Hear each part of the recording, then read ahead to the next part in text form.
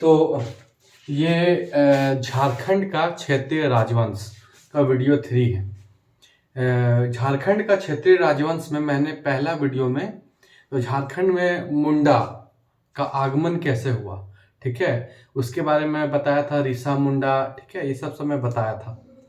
दूसरा वीडियो में मैं आपको झारखंड में, ठीक है, उत्तरी छोटा नागपुर मतलब छोटा नागपुर में जो नागवंशी शासक लोग आए, ठीक है, फनी मुकुट राय वगैरह, उसके बारे में मैं आपको बताया था। और ये हमारा है तीसरा वीडियो, झारखंड का क्षेत्रीय राजवंश, ठीक है। यहाँ पर अलग अलग स्थान पर अलग अलग लोगों का शासन था, तो उसके बारे में आज जानेंगे। तो सबसे मेरा यहाँ पर जो नेक्स्ट है वो है पलामू का रक्सैल वंश, ठीक है। अब तो जो रक्सेल राजपूताना था, ठीक है, ये खुद को राजपूत कहते थे। जो रक्सेल थे ये खुद को राजपूत कहते थे, ठीक है। तो ये पलामू में इंटर करते हैं, ठीक है। और इंटर करने के साथ ही क्या होता है कि ये पलामू में दो भाग में टूट जाते हैं, ठीक है। एक भाग जो है वो देवगन चला जाता है। पलामू में एक एरिया है देवगन, और दूसरा भाग जो है वो पलामू में एक और एरिया है कुंडेलवा। तो देवगन में जाके देवगन का किला बना के वहां पर अपना शासन करना स्टार्ट कर देते हैं। और जो रक्सेल थे जो कुंडेलवा में गए थे वहां पर किला बनाकर शासन करना स्टार्ट कर देते हैं, ठीक है। ये स्वयं को राजपूत कहते थे, ये राजपूताना परिवार से खुद को मानते थे। तो यदि मैं जनजाति की बात करूं तो उस समय जो सर्वाधिक जनजाति थी पलामू वाला एरिया में, ठीक है, वो थी आपको खरवार जनजाति। ये सर्वाधिक थी, ठीक है, मतलब सबसे अधिक। और ये जनजाति का जो सरदार थे उनका नाम था प्रताप धवल, ठीक है। तो रक्सेलों के समय जो सबसे अधिक जनजाति थी वो खरवार जनजाति थी, और इनके जो सरदार थे, जो हेड थे, उनका नाम था प्रताप धवल।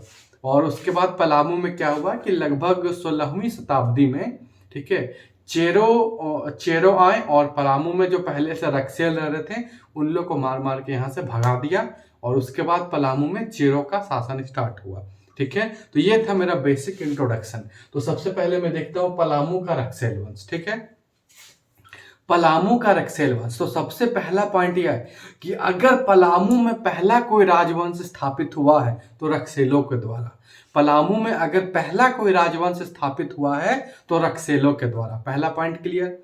अब पलामू में जो रक्सेल आए, बाहर से जो आए, ये खुद को राजपूत मानते थे, राजपूताना परिवार से खुद को मानते थे, ठीक है। तो खुद को राजपूत मानते थे। ये जब पलामू आए, इंटर किए, तो दो शाखा, दो ब्रांचेस में बट गए, ठीक है, देवगन और कुंडेलवा। आपने अजय देवगन का एक मूवी भी देखा होगा, तानाजी।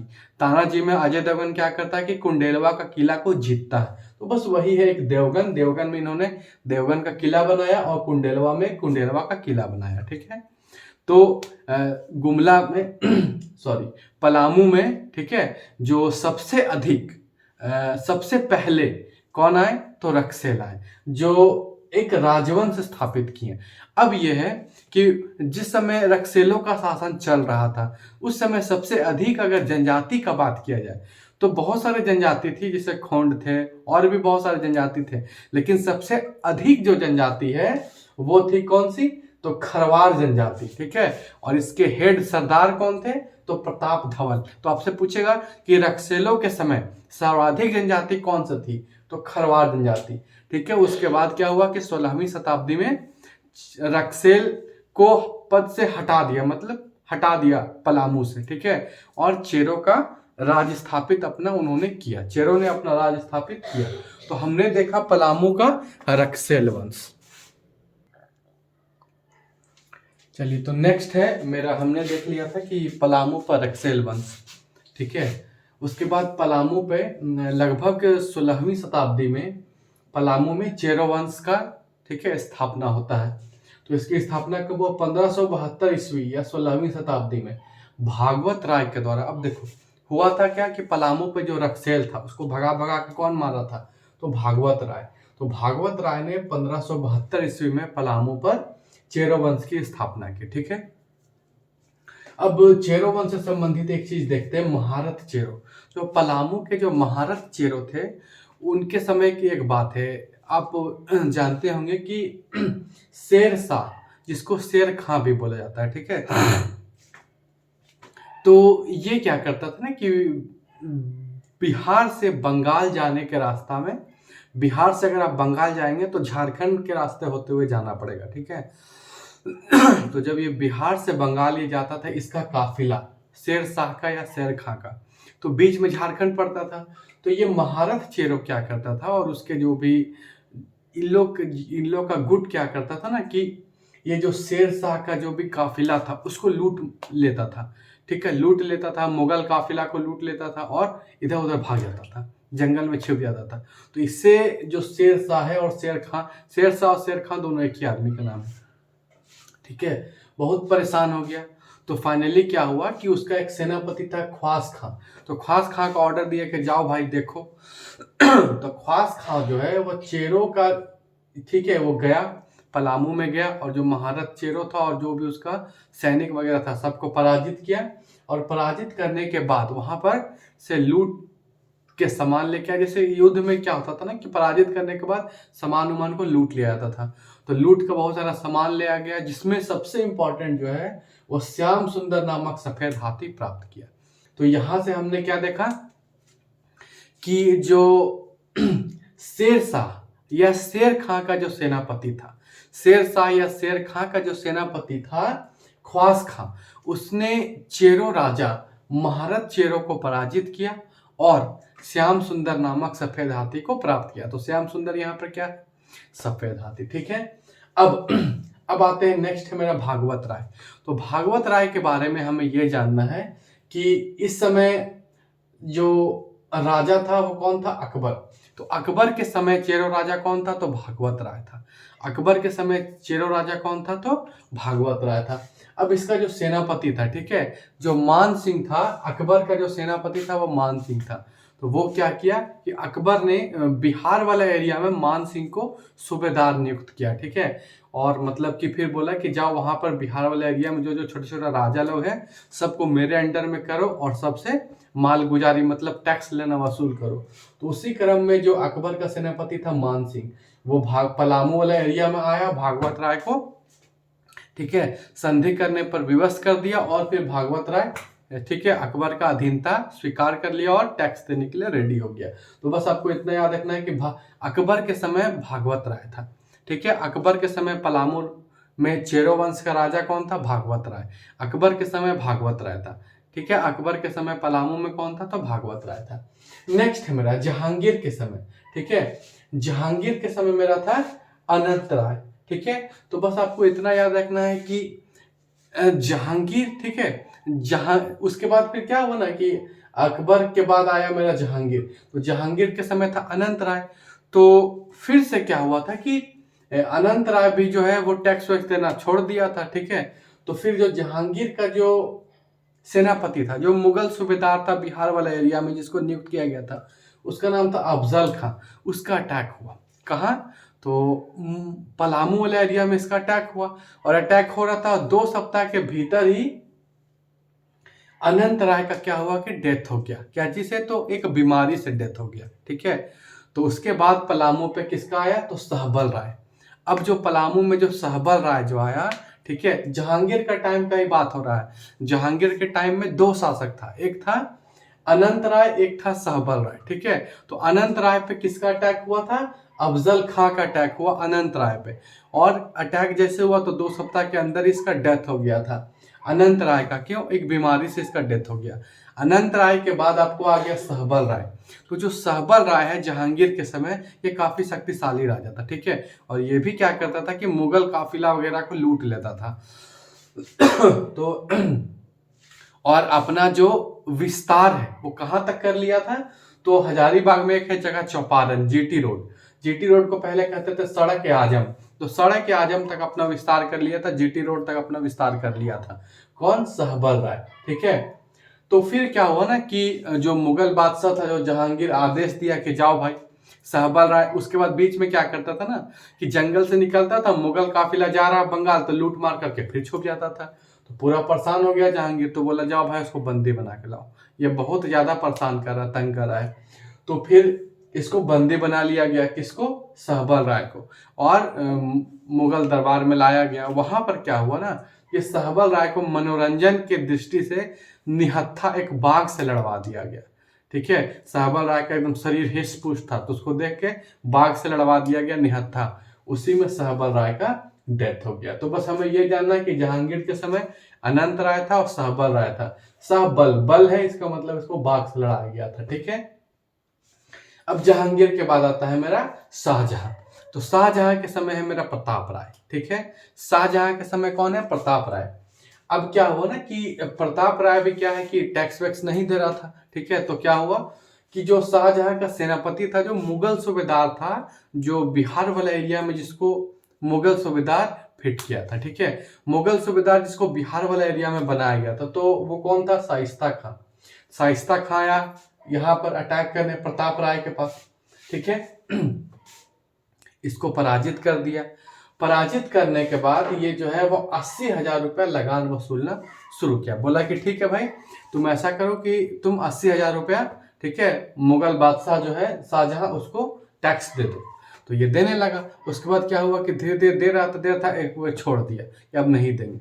ठीक है, तो क्या हुआ कि फिर शाहजहां भेजा, किसको? इस बार जबरदस्त खां को भेजा। तो देखा क्या यार जबरदस्त खां का अटैक हो रहा है, तो बस बोला ठीक है हम रेडी हैं, मतलब संधि कर लिया। ठीक है, बोला हाँ हम रेडी हैं। तो फिर शाहजहां बोला कि तुमको पनिशमेंट मिलेगा। पिछले बार जो तुम 80,000 दे रहा था, इस बार 1,00,000 रुपया देना पड़ेगा। तो बोला ठीक है हम रेडी हैं 1,00,000 देने के लिए।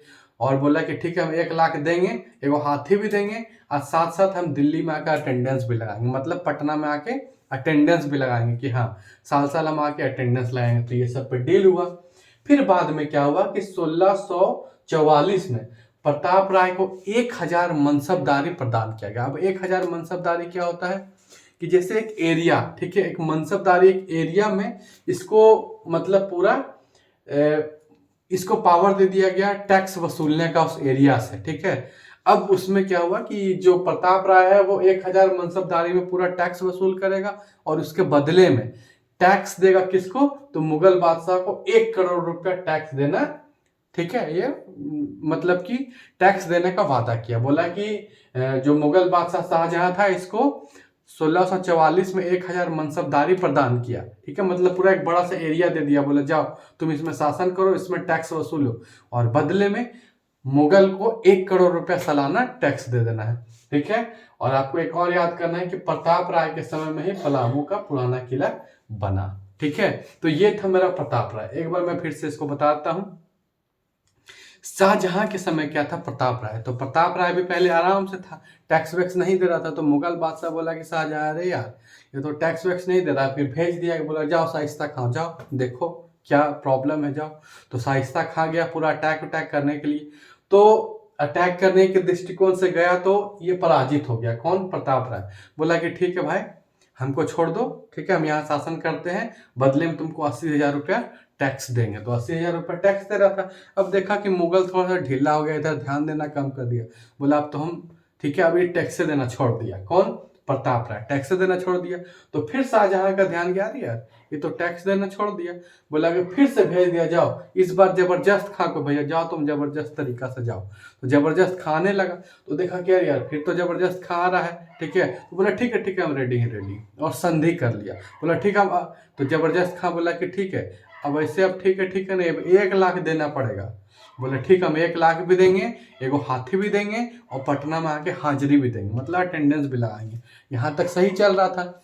फिर क्या हुआ कि मुगल बादशाह जब शाहजहां देखा कि हाँ ये काम बढ़िया कर रहा है, तो इसको 1644 में 1,000 मनसबदारी प्रदान कर दिया। बोला जाओ तुम ये वाला एरिया रखो, शासन करो, इससे टैक्स वसूलो, और बदले में 1 करोड़ हमको टैक्स दे देना है सालाना। ठीक है, और जो पुराना किला था पलामू का, उसको भी कौन बनाया था? तो प्रताप राय।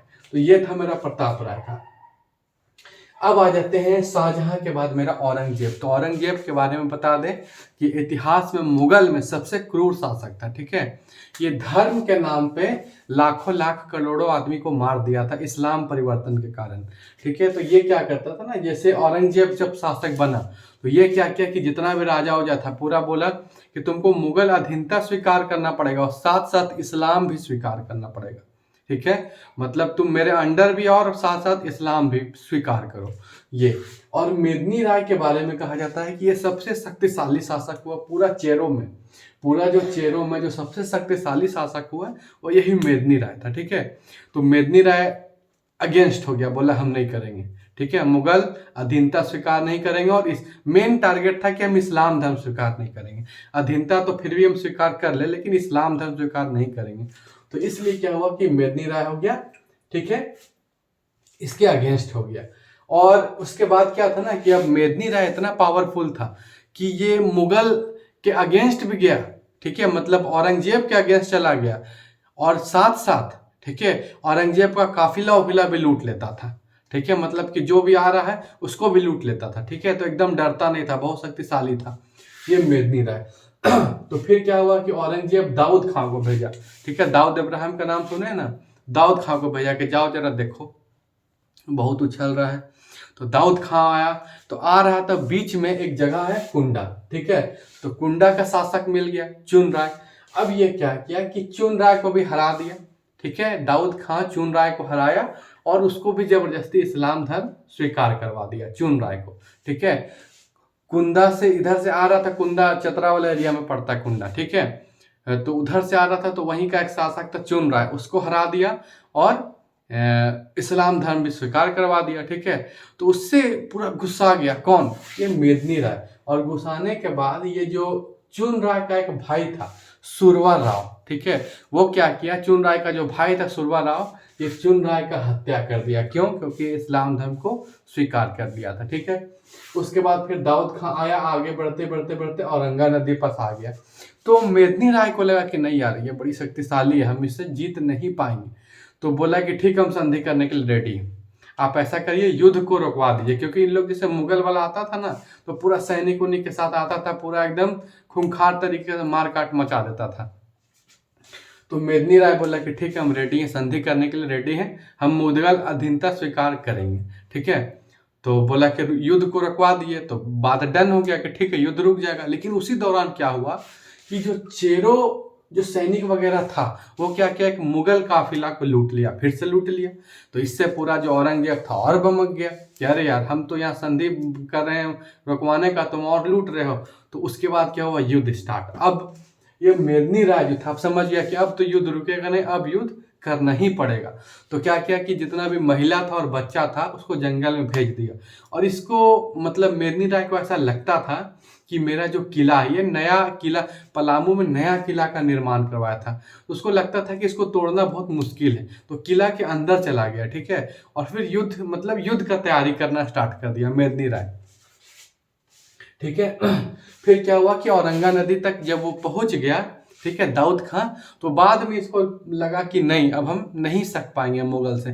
तो ये फिर क्या हुआ कि किला से भाग गया जंगल की ओर। ठीक है, और वहां से भाग भाग के सरगुजा चला गया। ठीक है, तो ये जो दाऊद खां था ये आया और दोनों किला पे कब्जा कर लिया। पलामू में 2 किला था, एक पुराना किला जिसको बनाया था प्रताप राय, एक नया किला जिसको बनाया था मेदिनी राय, दोनों किला पे कब्जा कर लिया।